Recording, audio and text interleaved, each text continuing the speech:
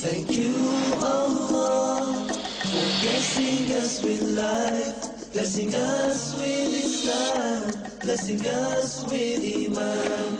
Thank you, Allah, for blessing us with life, blessing us with Islam, blessing us with Iman. Thank you, Allah, for blessing us with Muhammad Rasulullah.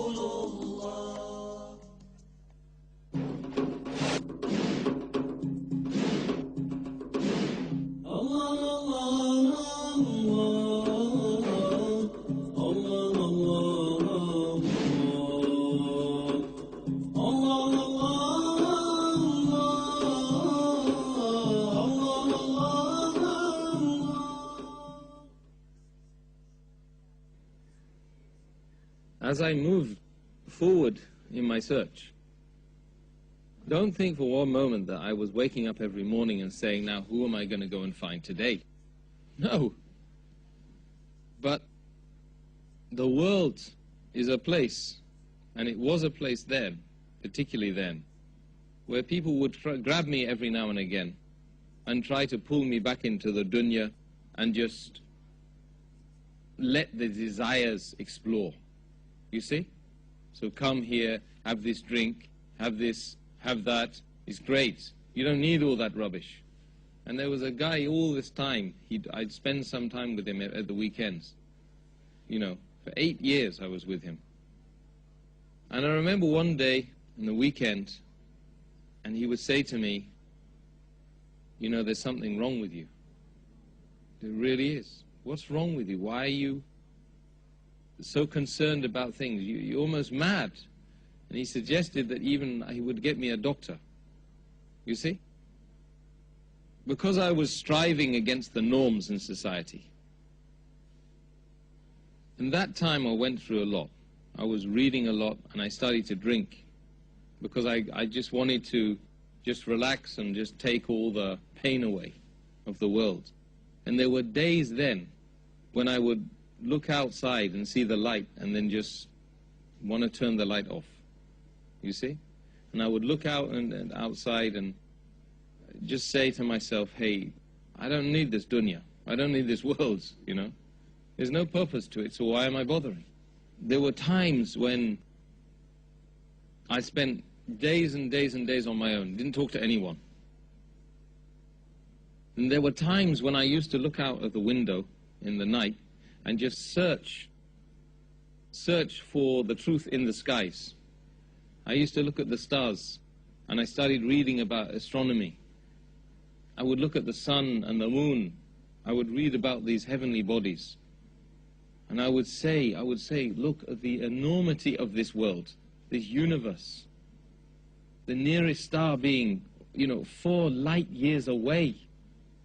186 meters per second, light traveling from my eye to that star. At that speed for 4 years before I'd even get to the nearest star. And I said, I really was frightened.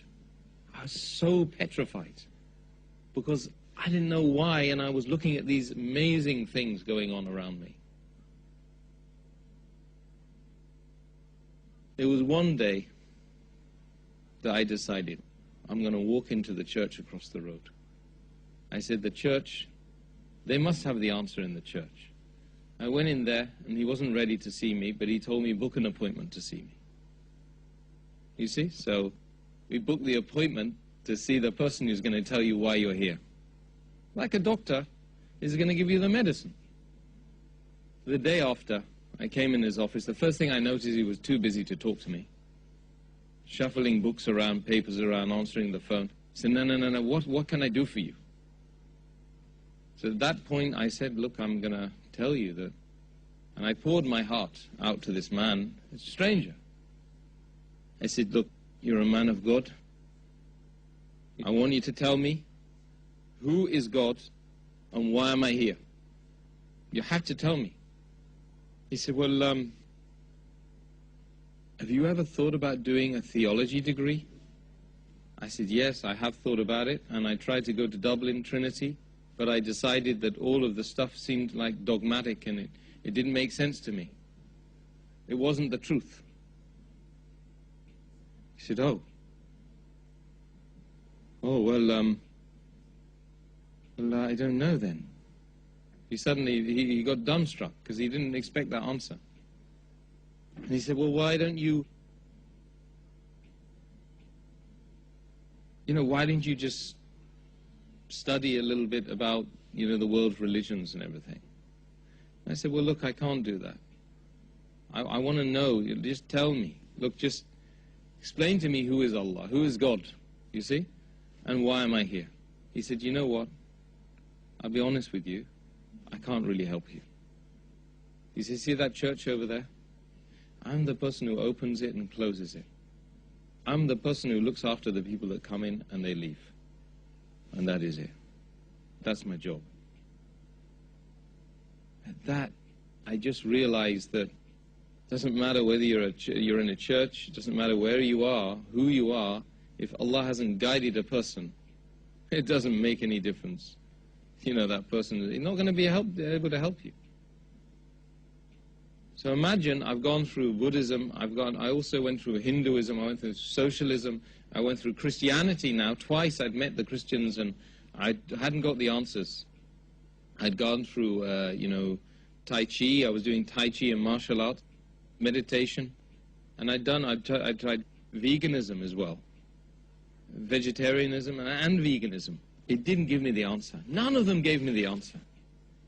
And at one point I got into science, and I started studying science and astronomy, and that just confused me, because what I realized is science is just about attaching labels to things which are obvious.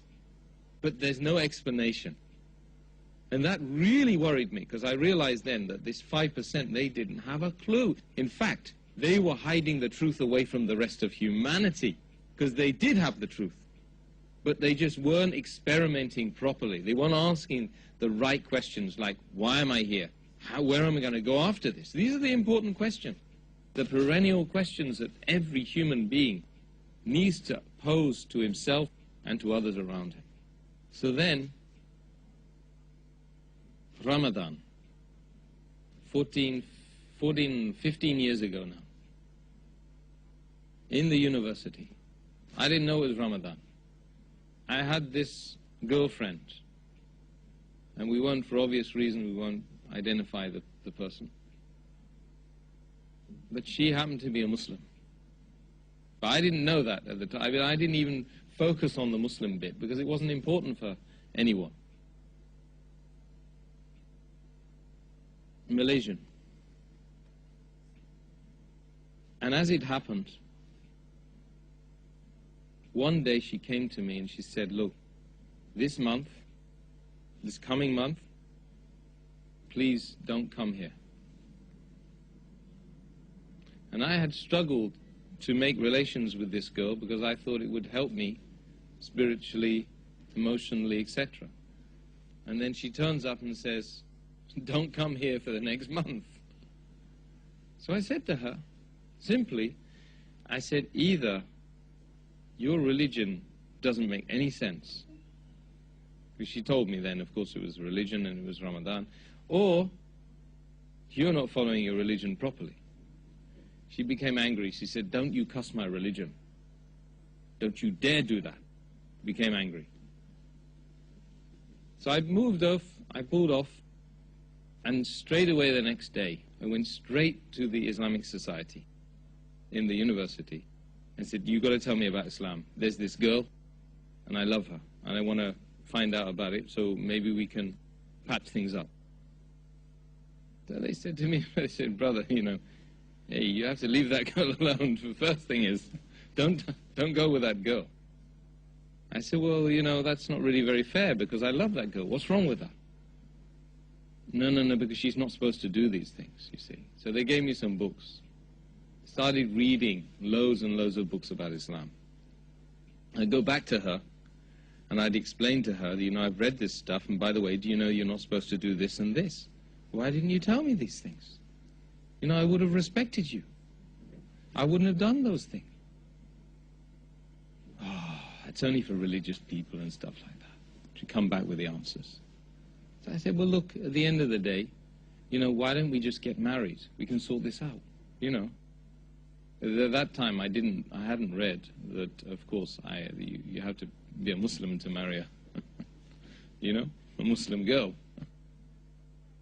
So she put me off, and she became very angry with me because, you know, she saw that I was getting close to this thing which was going to maybe ruin things, you know. That, of course, you have to be a Muslim to marry you know, a Muslim girl. So she put me off, and she became very angry with me because, you know, she saw that I was getting close to this thing which was going to maybe ruin things, you know. So, shwaya ba shwaya, little bit by bit, reading and reading and reading, I started to look at the world outside with new glasses on. It's like somebody had put a pair of glasses on. Suddenly I could see things in focus. You know, I could see the foreground and I could see the background. Whereas before, things were a bit cloudy and hazy. And the more I studied to fast in the month of Ramadan. I started to fast. And sometimes I would go to the masjid, the small masala, and I would just join their prayers. I didn't even know what I was saying. I was just doing the motions. And after some time, this occasion happened that I was with some people one night, and I had been continually fasting and reading and making dhikr and asking Allah for help. She was getting further and further away from me, and my objective was to get closer to her, read the books and do the fasting so I get closer to her. And I started to see the world as a totally different place. You wouldn't believe how someone can change overnight. Like two weeks, I became somebody who just didn't know anything, as to somebody who really had some sort of confidence about why I was here. But it wasn't written on me yet. It wasn't part of Yusuf. It wasn't part of Tim. I was in London, and I was with these guys that I used to know back in the days. And then I had a terrible evening with them, because everything they did contradicted what I was doing for 2 weeks. They want to drink, they want to do all sorts. I won't even mention the things they were doing. Disreputable things. So they were contradicting me, and I was contradicting them. For the whole night, I just kept reading the book. There we'd just gone, I was in a room on my own. And then I went to the bathroom, I just made wudu. I just made the ghusl. I didn't know what I was doing, because I didn't know ghusl really. I just read some stuff in a book. And I became totally and utterly focused on Islam has to be the right way.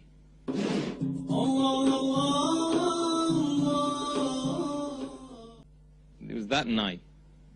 In the morning I woke up early just to get away from the house, because I couldn't be with those people anymore.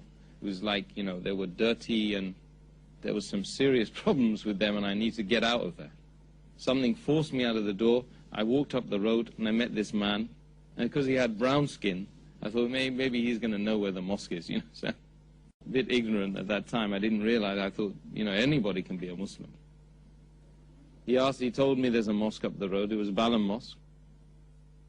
I went into the mosque, and this guy grabbed hold of me, and he said, "What's going on? Well, why are you here?" I said, "Well, you know, there's something I have to do today. I mean, it's that, I didn't even know what it was called, Shahada. But I said to him, the place out there is bad, and I know that there's a better way, and I believe that the Quran can answer my problems.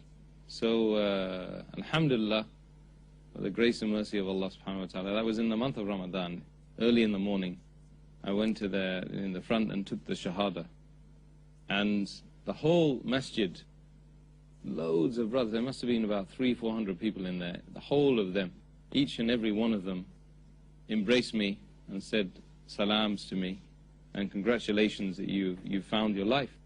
And the solemnitude of what I've done of what I had done was, comparatively speaking, was like life versus death, and death versus life. Because if Allah subhanahu wa ta'ala hadn't guided me, it would have been just like death. And it's like that for 80 to 90% of the world's population, if you think about it.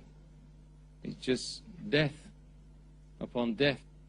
Each day you're just getting closer to your appointed period of death. But you're dead in the dunya, and you're going to be dead in the grave, and you're going to be punished in the hereafter. And you've no idea the mercy and the ni'mah of Allah subhanahu wa ta'ala that He makes a person come to this deen. Alhamdulillah. Before I reverted to Islam, the truth of the matter is, I did not know what contentment was. Because contentment comes from finding yourself upon the truth. And if you're upon the truth, you will be contented. But I'm not just talking about for one day. I'm talking about no matter what happens to you, wherever you are, whomever you are with, you will have that ultimate peace and tranquility in your heart. So when I became Muslim, when I refound my beginning, my origin, the fitrah, I discovered that my depression disappeared. I discovered my reliance on alcohol at that time completely disappeared. That I didn't need anything or anyone, because I'd found that ultimate truth from within and externally. Of course, I had the brotherhood. Myself and my wife, basically we arranged the marriage ourselves, because when you revert to Islam, there's a lot of people who are not really practicing Islam. They're practicing what their forefathers were practicing, which is their culture. And it's not much to do with Islam. Because if a person, as you know, one of the conditions of sadaqah, one of the groups of people that it is paid to, is it's paid to the reverts. It's paid to the converts or the reverts, whichever phrase you prefer. And this is why. Because Allah subhanahu wa ta'ala, in His infinite wisdom and mercy, He recognizes the need to support those people who are in the most needy categories. And the needy categories, one of them is, when you come into the path of Allah, you need as much support as you can. Why? Because the shaitan is attacking you left, right and center. Is now trying to knock you off the path. And he uses some of the Muslims, some of the non-Muslims, all of the enemies of Allah. They come and they start attacking you. He uses the family. Sometimes he even uses your own family. The first 2-3 years of marriage were tough. And we tried to practice the deen. We tried to pray a little bit.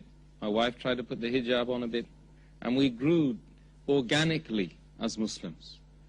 Because you have to remember, of course, the Quran was revealed over 23 years. It didn't just come overnight and everybody just sat on it and just said, hey, we believe in it and we're going to do. Likewise, when people come into the deen, we all need to realize that they need supporting. They need to be goaded correctly. You need to use wisdom with them. You need to use fair preaching with them. And you need to treat them like babies. They're small babies. That's what they are. I'm actually only 15 years old, The rest of my life was about struggling, just struggling and getting through and getting by. So the family, alhamdulillah, and the family affairs were very good, alhamdulillah, after a time, after 2-3 years. And then when kids started coming, that gave me also an added purpose, alhamdulillah. My father, I hadn't seen him for a long time, and before I reverted to Islam, I had an address in Ireland. He was Irish, and just Whitefields Farm in Mount Rath, that's where it was. So I hitchhiked one day to go and find him, because I thought that if I found my father, it would help me to somehow know who I was and what I was doing here. So I hitchhiked all the way. I got to the place. It took me ages to find the place, because it was a very incomplete address, no postcode. And I found my uncle and my extended family there. And then, you know, I stayed with them for 2 weeks. However, my father was living in Reading, just around the corner from me, basically, so the whole journey, I had to come all the way back to go and find him. And eventually I found him. And unfortunately, he was an alcoholic. Basically, I mean, he just lived digging the roads and building houses and then getting drunk in the night. And that was his whole life. When I embraced Islam, he just thought it was a bit of a joke. He didn't really even know what was going on. My mother, initially, as did my mother's family, they considered that it was just a passing phase. They said, well, look, we saw you as a Buddhist. We saw you talking about Christianity. We saw you talking about Tolstoy and veganism and vegetarianism. This is just another phase. Good. It's all very healthy. We really like it. 3 years after I became Muslim, I married my wife. Alhamdulillah. They started to see this wasn't so much of a phase. Firstly, it had lasted 3 years. Secondly, I was married to a woman who was Moroccan, and alhamdulillah, she wanted to practice the deen of Allah well. And thirdly, I started to turn down invitations which were about alcohol and partying and dancing and stuff like that. I said, I don't have any interest in those things. I don't need those things. When it got to that stage, they became a little bit suspicious. Then one day, I was invited to give a lecture in Trafalgar Square. Now, I didn't know this at the time, but the BBC were there filming it all. And when I gave my talk, I just became emotional and started putting my fist in the air and saying Allahu Akbar and crazy stuff that you don't do really in front of the BBC. As it happened, the BBC filmed me and showed me on the 6 o'clock and the 9 o'clock news. So then when I got home, I had got this mad rush of phone calls from my family saying, Tim, what's wrong? What's happened to you? So in actual fact,